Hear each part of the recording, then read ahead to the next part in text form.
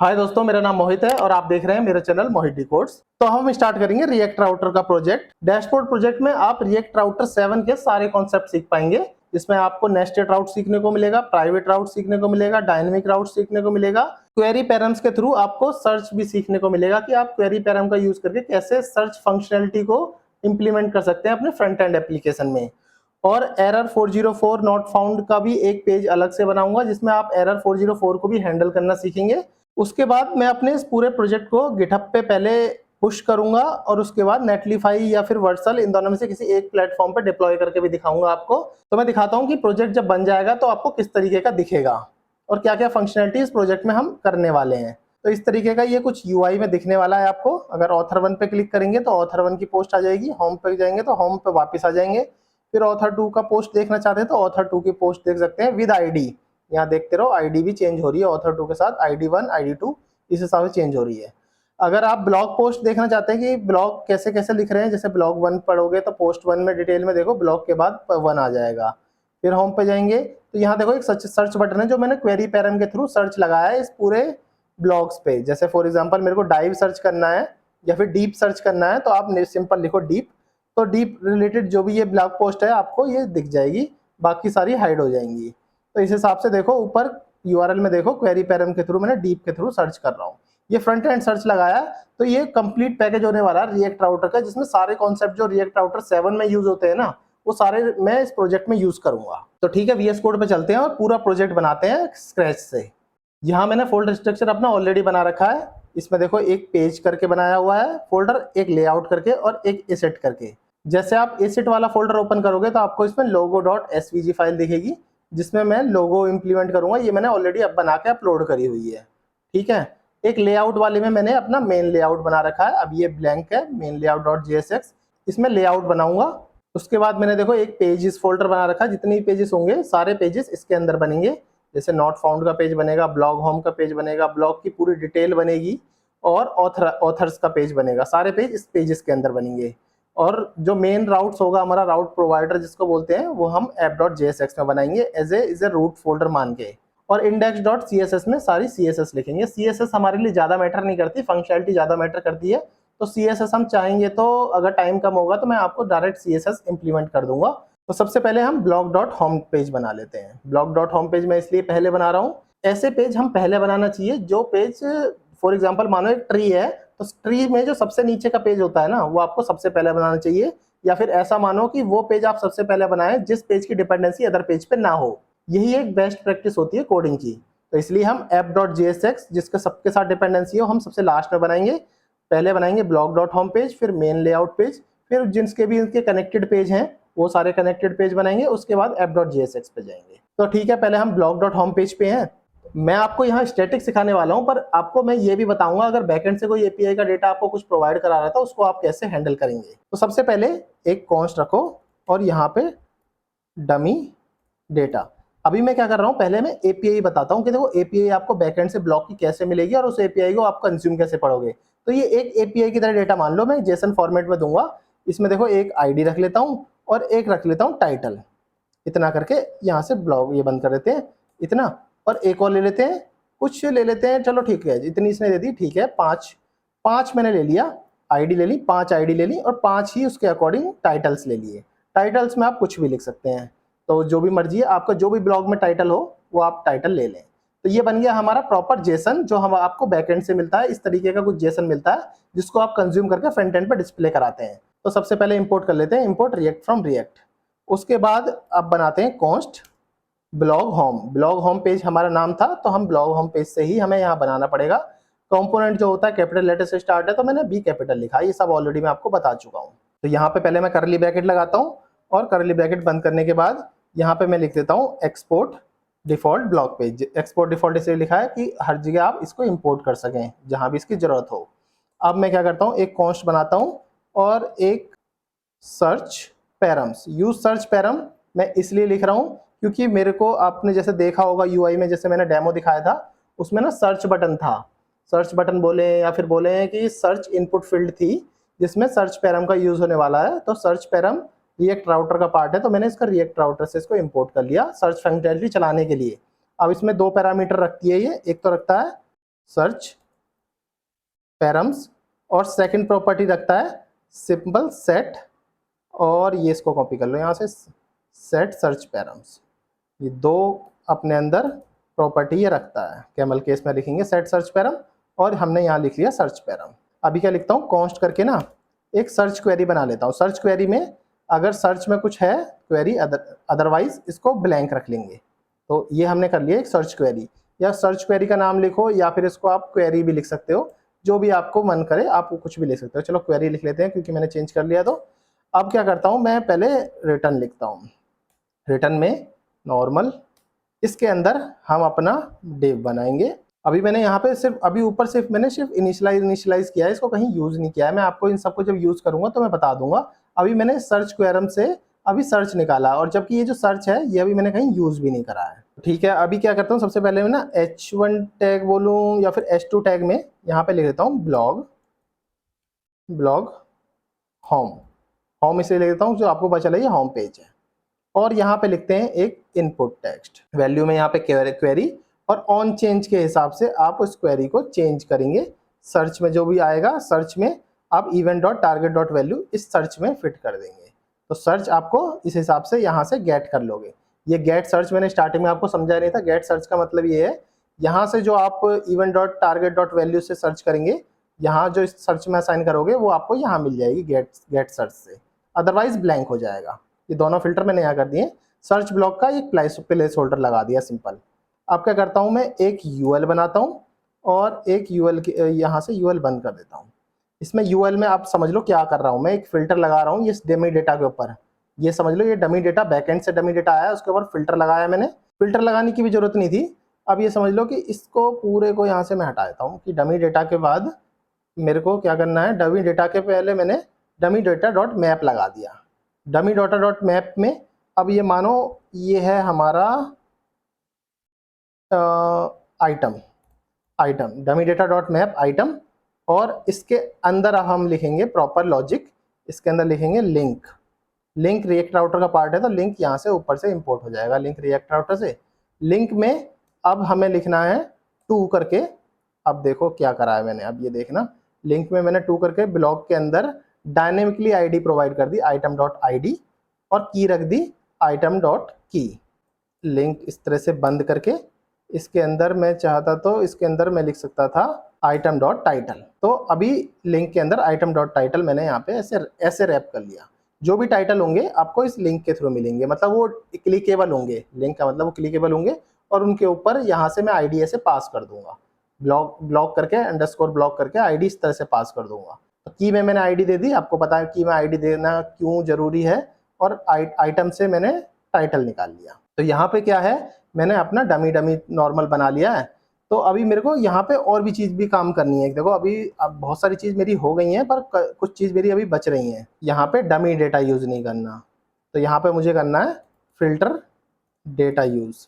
अब कहोगे dummy data को हटा के आपने फिल्टर डेटा क्यों कर दिया, अभी मैं बताता हूँ। यहाँ पे क्या करो, एक कॉन्स्ट करो।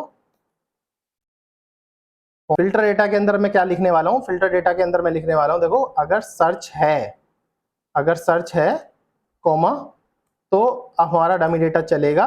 डमी डेटा के अंदर फिल्टर होकर सारी चीज़ों को लोअर केस में कर देगा, include query dot lower case. जो भी आपने यहाँ पे सर्च करी है ना, उसको भी लोअर केस में कर देगा।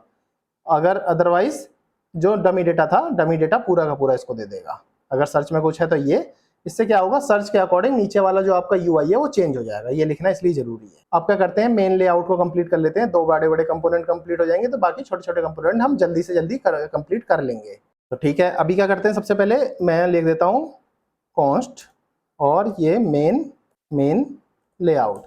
मेन लेआउट में हमें अभी डमी बनाना है, अभी पूरा नहीं करना, इतना। और इसके अंदर मैं लिख दूंगा export default main layout. Return के अंदर अपना सिंपल इसके अंदर लिखते हैं, चलो इसमें फ्रेगमेंट यूज़ कर लेते हैं। फ्रेगमेंट में नॉर्मल अपना ये लिख लिया, और इसमें लिख देते हैं नेव एक नॉर्मल HTML का पार्ट है। इसमें क्या करता हूँ, सबसे पहले आपको याद होगा मैंने यहाँ पे एसिड्स के अंदर लोगो भी रखा था, लोगो को यूज़ कर लेते हैं। इसमें हेडर का एक लोगो बना लेते हैं सबसे पहले। तो यहाँ करता हूँ मैं IMG में जो इसने मुझे दिया है, अभी मैं इसको ही ले लेता हूँ। इसने क्या दिया है मेरे को, IMG में देखो लोगो पीएनजी, लोगो और लोगो। अब इतना तो ठीक है, पर ये लोगो ऐसे चलने वाला है नहीं, हमें लोगो को ऊपर से इंपोर्ट करना है। जिस हिसाब से हमें लोगो यहाँ पे है तो एसेट के अंदर जाना है, फिर लोगो डॉट एसवीसी के अंदर जाना है, फिर ये लोगो हम देख पाएंगे। तो एसवीएस के अंदर इसमें क्या करो, इसमें करो पहले import logo from asset, asset के अंदर लोगो। इस तरह से आप करोगे तो लोगो यहाँ से आप सीधा इंपोर्ट कर सकते हो। अब इस लोगो को सीधा यहाँ से उठाओ और इसके अंदर ऐसे यूज कर लो। अब क्या करते हैं, अब लोगो के बाद डिव, डिव के अंदर अब हमें लिखना है लिंक्स जो हमें मिलने वाले हैं। UILI से भी लिख सकते थे, पर UILI का हम यूज कम करते हैं क्योंकि रिएक्ट राउटर हम यहाँ सारे लिंक यूज करने वाले हैं रिएक्ट राउटर के। तो रिएक्ट राउटर से करोगे तो ये ऊपर से रिएक्ट राउटर से इंपोर्ट हो जाएगा। तो इसमें 2-3 लिंक्स बना लेते हैं, एक ब्लॉग का बना लेते हैं और यहाँ से देखो एक होम का तो इसने ठीक बना दिया। अब क्या करता है, एक ऑथर 1 और ऑथर की स्पेलिंग देख लेना, AUTHOR होता है, सॉरी, ऑथर 1 और यहाँ से ऑथर 2, यहाँ पे लिख लेंगे ऑथर 1 को ऑथर 1, ऑथर का ये कैपिटल ऑथर 1 और इस हिसाब से ही यहाँ पे लिख लेंगे ऑथर 2। एकदम ये हेडर बन रहा है हमारा इस समय, आपको पता होना चाहिए ये सब चीज़ें। जो भी हमारे सारे कंपोनेंट थे उस कंपोनेंट को देख कह सकते हैं आउटलेट के थ्रू। जिसको नहीं पता आउटलेट क्या होता है वो अब मेरी पुरानी लेक्चर देख लें तो उससे पता चल जाएगा आउटलेट को हम कैसे यूज़ करते हैं। तो यहाँ क्या करेंगे, हम एक डिव रखेंगे, डिव में क्लास रखेंगे। चलो एक क्लास नेम भी रख लेते हैं, क्लास नेम में यहाँ पे कंटेनर, इतनी क्लास नेम रख ली। इसके बाद क्या करता हूँ मैं, यहाँ पे डिव बंद कर देता हूँ, यहाँ पे डिव बंद हो गया। अब दोनों डिव के बाद दोनों डिव के अंदर मैं अपना आउटलेट यहाँ से इंपोर्ट कर लूँगा। ये भी रिएक्ट राउटर का पार्ट है और ये ऊपर से आउटलेट यहाँ से इंपोर्ट भी हो जाएगा। तो जितने भी आउटलेट का मतलब है जितने भी इसके रिलेटेड पेज होंगे वो इसके अंदर आ गए आउटलेट के अंदर बेस्ड ऑन देयर लिंक्स। तो ठीक है, ये दोनों पेज हमारे इजीली बन गए। सबसे पहले ऑथर पेज को बना लेते हैं, सीधा const author page simple export default author ना, हटा देते हैं डिव को, इसमें CSS यूज नहीं करते। तो इसमें क्या है देखो, ऑथर पेज के अंदर ये तो ठीक है, H1 में ऑथर पेज दिखा दूंगा या फिर थोड़ा छोटा कर देता हूँ, H2 में ऑथर पेज दिखा देता हूँ और इसके नीचे ऑथर की आईडी दिखा देता हूँ जो आप समझ भी पाओ कि ऑथर की आईडी क्या है। तो ठीक है, ऑथर आईडी करली ब्रैकेट के अंदर जो आईडी आएगी वो इधर दिख जाएगी और इसके अंदर दिखा देते हैं P टैग में ये ब्लॉग लिस्ट है।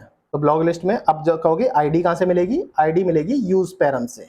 कॉन्स्ट यहाँ पे लिख दो ऑथ आईडी मिलेगी यूज पैरम से। तो यूज पैरम्स को हमें इंपोर्ट करना पड़ेगा रिएक्ट राउटर से और ऑथ आईडी को उठाओ और इसके अंदर रख दो। तो चाहे ऑथ आईडी मेन इधर से 1 मिले या 2 मिले, वो यहाँ से 1 और 2 कैप्चर करके आपको यहाँ पे ऑथ आईडी 1 और 2 दिखा देगा डायनेमिकली। जो आप क्लिक करोगे, जैसे इस पे क्लिक करोगे तो 1, इस पे क्लिक करोगे तो 2 दिखा देगा। तो ये बन गया author page. Blog page already आपका बना रखा है, एक ब्लॉग डिटेल पेज और बना लेते हैं। ब्लॉग डिटेल में सीधा लिखते हैं कॉन्स्ट और यहाँ लिखते हैं ब्लॉग डिटेल्स में ब्लॉग डिटेल में एक्सपोर्ट डिफॉल्ट ब्लॉग डिटेल्स। चलो इसके भी CSS हटा लेते हैं, CSS पर ज़्यादा ध्यान नहीं देंगे हम। ब्लॉग डिटेल्स में ब्लॉग डिटेल्स पेज, तो ये तो ठीक है। अब क्या करते हैं, ब्लॉग डिटेल आईडी और दिखाते हैं। ये सब कैसे मिलेगी आपको, जब आप इनको क्लिक करोगे, ब्लॉग के आईडी आइटम को क्लिक करोगे, जो इसकी आईडी है ये डायनेमिकली जो बैकएंड से आई है वो आईडी आपको यहाँ क्लिक करोगे तो ब्लॉग डिटेल में आपको यहाँ दिख जाएगी। तो यहाँ पे लिखो ब्लॉग आईडी के अंदर सिंपल करली ब्रैकेट बना लो। अब ब्लॉग आईडी आपको कैसे मिलने वाली है, ये भी आपको यूज पैरम से मिलने वाली है। तो ऑथर पेज पर जाओ, यहाँ से कॉपी करो और यहाँ पे पेस्ट मार दो। ठीक है, यहाँ पे लिखो ब्लॉग आईडी इधर से उठाओ और इसके अंदर पेस्ट कर दो। सिंपल है। और ब्लॉग यूज पैरम्स जो है हमारा रिएक्ट राउटर का पार्ट है, तो इसको ऊपर से इंपोर्ट कर लो। अब सीधे से जल्दी से नॉट फाउंड वाला पेज भी बना लेते हैं जल्दी। यहाँ पे लिखते हैं कॉन्स्ट और नॉट फाउंड का सिंपल नॉट फाउंड ये बना लेते हैं। इसमें क्या करते हैं, गो टू बैक वाला ये सब छोड़ो, इतना रख देते हैं पेज नॉट फाउंड। CSS से इसमें भी कुछ लेना देना नहीं है, तो इतना कट कर देते हैं, ये भी कट कर देते हैं और ये भी कट कर देते हैं। सिंपल इतना लिख देते हैं पेज नॉट फाउंड। अगर नॉट उस पर जाएंगे तो पेज नॉट फाउंड का एक एरर आ जाएगा। अब app.jsx जो हमारी मेन है, बाकी सबको क्लोज कर दो, बाकी सब बन चुकी है। तो अपनी मेन फाइल को बना लेते हैं और इस मेन फाइल से ही सब कुछ मैनेज होने वाला है। तो सिंपल क्या करते हैं, इसमें पहले मैं लिख देता हूँ फंक्शन, इसको नॉर्मल फंक्शन बना लिया मैंने। इसमें app.js import एक्सपोर्ट डिफॉल्ट यहाँ पे आएगा, एक्सपोर्ट डिफॉल्ट ऐप। तो ठीक है, ये तो हमारी नॉर्मल फंक्शन बन गई ऐप। इसमें क्या करता हूँ मैं, सबसे पहले डिव के अंदर, इस डिव के अंदर मैं बना लेता हूँ, या डिव के अंदर बनाओ। अगर एक्स्ट्रा डिव बचाना हो तो इस पूरे को भी हटा सकते हो आप, यहाँ से लेके यहाँ तक हटा सकते हो। इसको सीधा भी लिख सकते हो यहाँ पे राउटर प्रोवाइडर करोगे तो रिएक्ट राउटर से ऊपर से इंपोर्ट हो जाएगा। राउटर सिंपल लिखोगे और इसके अंदर भी आप राउटर लिख लेना। राउटर इसलिए इसके अंदर लिख दिया है, मैं इसको ऊपर बनाने वाला हूँ। बस इतना लिखोगे तो रिएक्ट राउटर ऊपर से इंपोर्ट हो जाएगा। मतलब पूरे फंक्शन में सिर्फ इतना ही लिखना है।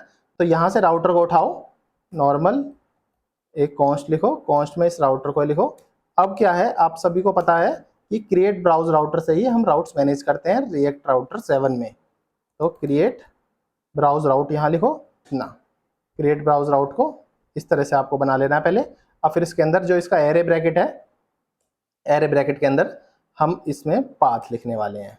तो इसमें पहले पाथ लिखो, नॉर्मल होम पेज का पाथ लिख लेते हैं। एलिमेंट बना लेते हैं। एलिमेंट क्या है हमारा, होम एलिमेंट क्या है, इसको यहाँ से इतना हटाते हैं, यहाँ पे लिखते हैं मेन लेआउट। मेन लेआउट करोगे तो ऊपर से इंपोर्ट हो जाएगा। चाहो तो आप यहाँ पे लेजी लोडिंग और सस्पेंस का भी यूज कर सकते हो, वो आपके लिए बेहतर होगा। आपको पता भी है लेजी लोडिंग और सस्पेंस कैसे यूज कर सकते हैं, मैं उसको दोबारा रिपीट नहीं कर रहा, मैं नॉर्मल बना देता हूँ। तो यहाँ पे क्या करता हूँ, एरर एलिमेंट भी बना लेता हूँ। एरर एलिमेंट में मैंने पेज नॉट फाउंड का एक अपना बनाया था, तो यहाँ पे नॉट, तो सीधा मैं यहाँ नॉट फाउंड लिख लेता हूँ। नॉट फाउंड नहीं मिला मुझे तो सीधा मैं भी इंपोर्ट भी कर सकता हूँ, इंपोर्ट नॉट फाउंड, पेजेस के अंदर नॉट फाउंड मिल गया। तो ठीक है, अब क्या करता हूँ, यहाँ पे चिल्ड्रन बनाता हूँ। और चिल्ड्रन भी पहले आप पूरा बना लेगा, नहीं तो आप एक ना कुछ एरे मिस कर दोगे, नहीं तो कुछ मिस कर दोगे। चिल्ड्रन को पहले क्लिक करा करो, उसके बाद ऐसे करली ब्रैकेट बनाया करो, नहीं तो एरे मिस हो गए, एक भी पैरेंथेसिस मिस हो गया या एरे मिस हो गया या फिर एक भी ऑब्जेक्ट मिस हो गया तो आपके कोड में एरर आ जाएगा। तो सिंपल पाथ बनाओ। पाथ में पहले यहाँ रख देता हूँ, तो सीधा पाथ में आपको पहला पाथ देना है अपना होम पाथ। होम पाथ आपने बना रखा है, तो इसको पहले मैं 2-3 बार इसी को लिख लेता हूँ, धीरे धीरे इसके हिसाब से मैं चेंज कर लूँगा। तो ये मेरे को 3 चीज़ें चाहिए थी, एक ब्लॉग के लिए, एक ऑथर के लिए, एक होम के लिए। तो अब क्या करता हूँ, मैं पहले यहाँ पे लिखता हूँ ब्लॉग, और ब्लॉग के बाद तो हमें देखना है आईडी हमने किस तरीके से दी थी ब्लॉग में। ब्लॉग डिटेल पेज पे जाओ तो यहाँ पे दी थी हमने ब्लॉग आईडी, सीधा यहाँ पे ब्लॉग आईडी। ऐसे ही जाएंगे हम ऑथ में, ऑथ पेज में दी थी ऑथ आईडी, और इसमें क्या दिया था, और इसमें दिया था ऑथर। ऑथर यहाँ से उठाओ, यहाँ से ऑथर उठाओ, बैक स्लैश करो, फिर करली ब्रैकेट लगाओ, फिर वापस जाओ। अब देखो इस ऑथर वाले पेज में क्या दिया था हमने, ऑथ आईडी। यहाँ से ऑथ आईडी उठाओ, यहाँ लिख दो। तो ये दोनों चीज़ें हमारी डायनेमिकली हमने पाथ बना दिए दोनों के। ये ऑथ ब्लॉग आईडी मिली है हमें बैकएंड से, और ये हमारी अपनी स्टैटिक है। यहाँ से हमें ये हटाना है, स्टैटिक हमें नहीं रखना, और यहाँ पे रखेंगे हम ब्लॉग नॉर्मल होम। देखो मिला नहीं है ब्लॉग होम, तो ब्लॉग होम को हमें ऊपर से इंपोर्ट करना पड़ेगा। अभी के लिए रहने दो, बाद में इंपोर्ट करता हूँ मैं एक साथ तीनों को। और ये हमारा ब्लॉग पेज है, तो इस ब्लॉग पेज में क्या लिखेंगे हम, यहाँ पे लिखेंगे हम ब्लॉग डिटेल। ब्लॉग डिटेल, ये हमारा ब्लॉग डिटेल पेज है। इसको भी हम, इसमें एलिमेंट मिस हो गया, इसको एलिमेंट हटा दिया था मैंने गलती से, एलिमेंट वापस करो, यहाँ पे लिखो ब्लॉग डिटेल पेज। और ये हमारा जो है ऑथर पेज है, तो इसमें हमें लिखना है ऑथ पेज, ऑथ पेज। ठीक है, अब क्या है, इसके बाद मेरे को ब्लॉग पेज और ब्लॉग डिटेल पेज को भी ऊपर से इंपोर्ट करना है, सीधा मैंने कर लिया।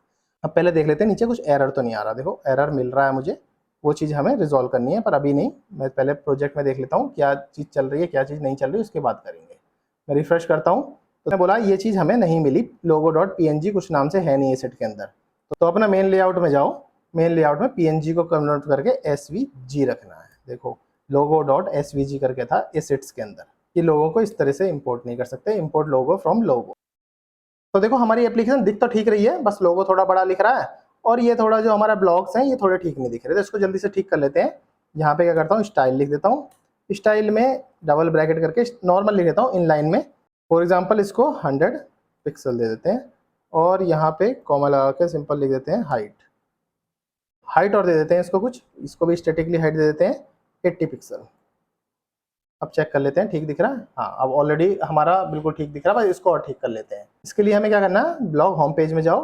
देखो यहाँ पे मैंने क्या करा है, यूआई के अंदर मैंने ये लिंक बना रखा है, तो इस लिंक को यहाँ से कॉपी करो।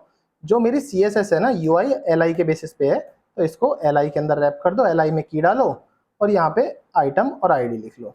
क्योंकि जो मैंने CSS लिखी है index.css पे, यूआई एलआई का यूज़ करा है मैंने यहाँ पे, देखो यूआई एलआई, तो उससे हमारी CSS ऑलरेडी अच्छी हो जाएगी।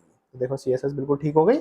अब क्या है, आप होम पेज पे ऑलरेडी हो, ऑथर 1 पे जाते हो तो ऑथर 1 आईडी देखो 1 पेज है, और यूआरएल भी चेंज हो रहा है, नीचे भी चेंज हो रहा है। ऑथर 2 पे जाते हो तो देखो यूआरएल भी चेंज हो रहा है, नीचे भी आईडी चेंज हो रही है। अब ऐसे ही आप ब्लॉग पेज पे जाओ, किसी भी ब्लॉग पेज पे जाओ, तीसरे नंबर पे जाते हो तो ब्लॉग पेज 3 और 3, तो सब चीज़ जो है स्टेटिकली आपकी चेंज हो रही है। अब यहाँ पे देख लेते हैं सर्च फंक्शन चल रहा है कि नहीं चल रहा। फॉर एग्जाम्पल मैं फ्लक्स बॉक्स सर्च करता हूँ, फ्लक्स बॉक्स मैंने देखो स्मॉल केस में लिखे थे और ये एफ कैपिटल है, फिर भी देखो सर्च कर लिया। ये इसलिए कर लिया क्योंकि मैंने यहाँ पे देखो लॉजिक लिखा हुआ था इसका टू लोअर केस का, और इसको मैं जैसे क्लियर करूंगा तो ये सारे वापस भी आ जाएंगे। तो हमारा सर्च भी एकदम ठीक चल रहा है। और अब मैं देख लेता हूँ नॉट फाउंड पेज भी ठीक चल रहा है कि नहीं चल रहा, कुछ डालते हैं कुछ भी और कुछ करते हैं, देखो पेज नॉट फाउंड करके भी एरर भी दिख गया। देखो दोस्तों, अभी तो मैंने आपको सिखाने के लिए बनाया है, सारे लॉजिक सिखाए हैं कि लॉजिक कैसे कैसे काम करते हैं, सर्च कैसे वर्क करता है और डायनेमिक राउट कैसे वर्क करते हैं, कैसे सर्च क्वेरी पैरम का यूज करके हम यूआई की सर्च फंक्शनलिटी को यूज कर सकते हैं, कैसे नेस्टेड राउट, कैसे प्राइवेट राउट, डायनेमिक राउट, ये कैसे कैसे वर्क करते हैं। इसमें अब आपका क्या काम है, थोड़ा सा इसको अच्छा बनाओ और अपने गिटहब पेज पे डाल लो। अपने गिटहब पेज पे डालने से क्या होगा, आपके पोर्टफोलियो में एक प्रोजेक्ट ऐड ऑन हो जाएगा। रिएक्ट राउटर वर्जन 7 का यूज करके आपने कोई ऐप बनाई है, ब्लॉग पेज बनाया है, रिएक्ट राउटर वर्जन 7 को यूज करके, ये एक बढ़िया एक प्रोजेक्ट आपके गिटहब पे बन सकता है, जो आपको ये करना है। अब क्या करता हूँ, अब इस पूरे प्रोजेक्ट को मैं पहले गिटहब पे पुश करता हूँ, उसके बाद जैसे कि मैंने इसमें लिखा है कि डिप्लॉय करता हूँ, नेटलीफाई पे करता हूँ, वर्सल पे आप भी करके देखते हैं, दोनों का सिमिलर प्रोसेस है। तो अभी यहाँ पे ये मेरा गिटहब का पेजेस है, अगर आपने फॉलो नहीं किया है मुझे तो यहाँ फॉलो कर लेना, जिससे आपको मेरे सारे प्रोजेक्ट देखने को मिलेंगे। तो रिपोजिटरी पे जाओ, सिंपल रिपोजिटरी पे जाने के बाद आप यहाँ पे न्यू करके ओपन कर लो, यहाँ पे लिखो रिएक्ट, आप अपने हिसाब से नाम रख सकते हो, मैं देखो ब्लॉग पेज लिख देता हूँ, चलो ब्लॉग पेज रिएक्ट राउटर 7 मैंने इसलिए लिख दिया जो आपको पता चले रिएक्ट राउटर 7 का यूज़ करके मैंने बनाया है। ये डिस्क्रिप्शन ऑप्शनल है, मैं अपने लिए लिख रहा हूँ, बाकी कुछ नहीं है। और यहाँ से क्रिएट रेपोजिटरी कर लेते हैं। क्रिएट रेपोजिटरी करने के बाद आपको कुछ आएगा कि आप अपनी एप्लीकेशन को इस तरह से यहाँ से मूव कर सकते हो। तो पहले अपने एप्लीकेशन पे जाओ, सिंपल इस पे गया मैं एप्लीकेशन पे, और मैं यहाँ पे जाने के बाद एक न्यू प्लस आइकन को खोल लो। प्लस आइकन ओपन करने के बाद पहले जो बोला इसने गिट इनिट करो, गिट इनिट कर लेता हूँ, ठीक है कर दिया। गिट ऐड डॉट करो, फिर git commit -m update project, update block project, जो भी आपका नाम है ब्लॉक ऐप लिख लो, जो भी मीनिंगफुल नेम है आप दे दो कमिट में। हाँ, कमिट की स्पेलिंग ठीक नहीं है तो वो आपको चेक कर लेना, ठीक है। कमिट सारी चीज़ कमिट हो गई। आप क्या करो, गिट पहले देखते हैं कि हमारा लोकेशन क्या बनी है, तो इसलिए लोकेशन बनी तो गिट रिमोट ऐड कर लेते हैं। पहले गिट रिमोट ऐड करने के बाद सीधा हम इसमें क्या कर सकते हैं, गिट पुश ओरिजिन मेन, आप ऐसे लिखोगे तो आपका प्रोजेक्ट जो है आपके पुश हो जाएगा रेपोजिटरी पे। आप जैसे यहाँ पे रिफ्रेश करोगे तो आपको प्रोजेक्ट यहाँ पे दिख जाएगा, सिंपली आपको प्रोजेक्ट दिख गया, जो भी मैंने रिएक्ट और वीट का यूज़ करके बनाया, रिएक्ट और ब्लॉग पेज रिएक्ट वर्जन 7। आप जैसे मेरा होम पेज पे जाके देखोगे, प्रोजेक्ट्स पे जाके देखोगे तो आपको यहाँ पे देखो आपका प्रोजेक्ट दिख जाएगा। अब क्या करो, नेटलीफाई ओपन कर लो, नेटलीफाई करो, सिंपल इस पे जाओ, लॉगिन कर लो। लॉगिन करने के बाद लॉगिन आईडी पूछेगा, लॉगिन मैं ऑलरेडी हूँ तो मैं लॉगिन हो गया। अब क्या करता हूँ, यहाँ से ऐड न्यू प्रोजेक्ट चढ़ता हूँ, यहाँ पे इम्पोर्ट एट एग्जिस्टिंग प्रोजेक्ट पे जाते हैं, यहाँ पे जाएंगे, फिर गिटहब पे, गिटहब पे जाने के बाद थोड़ा सा एक लॉगिन पूछेगा आपके गिटहब पे, ऑथराइज कर देना। ऑथराइज करने के बाद यहाँ से आपको जो पहला प्रोजेक्ट होगा ये वाला मिल जाएगा, देखो जहाँ जो भी प्रोजेक्ट होंगे यहाँ पे सारे दिखेंगे, सर्च भी कर सकते हो, अगर नहीं मिल रहा तो मेरे को देखो ये मिल गया, ये इस पर क्लिक करो। अब यहाँ पे प्रोजेक्ट का नाम लिखो, तो यहाँ पे लिखो रिएक्ट राउटर 7 लिख देते हैं, जैसे रिएक्ट राउटर 7 है तो अब यहाँ पे लिख दो react router 7 blog app, simple इतना लिखोगे तो ये दिखा देगा प्रोजेक्ट नाम इज अवेलेबल, और सीधा नीचे जाओ डिप्लॉय कर दो। डिप्लॉय करने के बाद थोड़ी देर वेट करो, डिप्लॉयमेंट इज इन प्रोग्रेस करके आ रहा है, यहाँ पे डिप्लॉयमेंट कंप्लीट हो जाएगी तो सीधा यहाँ पे आपका लिंक आ जाएगा। तो इसको रिफ्रेश भी करते रहना, कभी कभी क्या होता है डिप्लॉयमेंट हो जाती है, दिखता नहीं है। तो प्रोजेक्ट हैज़ नॉट डिप्लॉय, देखो डिप्लॉयमेंट होने के बाद ग्रीन हो गया, डिप्लॉय हो गया। अब जैसे आप ओपन करोगे तो आपकी एप्लीकेशन देखो डिप्लॉय होके आ गई है।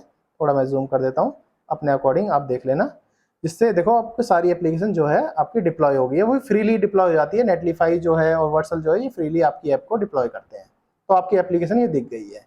इसका यूआरएल मैं ऑलरेडी डिस्क्रिप्शन लिंक पे डाल दूंगा, वहाँ जाके आप चेक कर सकते हैं। मीनवाइल ये मेरी रिएक्ट की फुल प्लेलिस्ट है, जिसका लिंक जो है मैं अपने इस वीडियो के डिस्क्रिप्शन में डाल दूंगा, वहाँ जाके आप चेकआउट करें। और पूरी रिएक्ट को आप एक ही प्लेटफॉर्म पे सीख सकते हैं डे बाय डे। देखो सारे लेक्चर हैं, रिएक्ट के नीचे मैंने रिएक्ट राउटर 7 को भी यहाँ पेस्ट कर दिया, तो आप सारा कुछ एक ही जगह से और एक ही यूआरएल से चेकआउट कर सकते। तो ठीक है दोस्तों, अभी के लिए इतना ही। आई होप कि आपको डैशबोर्ड प्रोजेक्ट बोलो या फिर ब्लॉग प्रोजेक्ट बोलो, जो भी है आपको समझ आ गया होगा। बेसिक कॉन्सेप्ट जो था मेरे को समझाना था, मैंने आपको समझा दिया। अभी रिएक्ट के प्रोजेक्ट भी आएंगे आने वाली कुछ दिनों में, तब तक के लिए थैंक्स फॉर ज्वाइनिंग।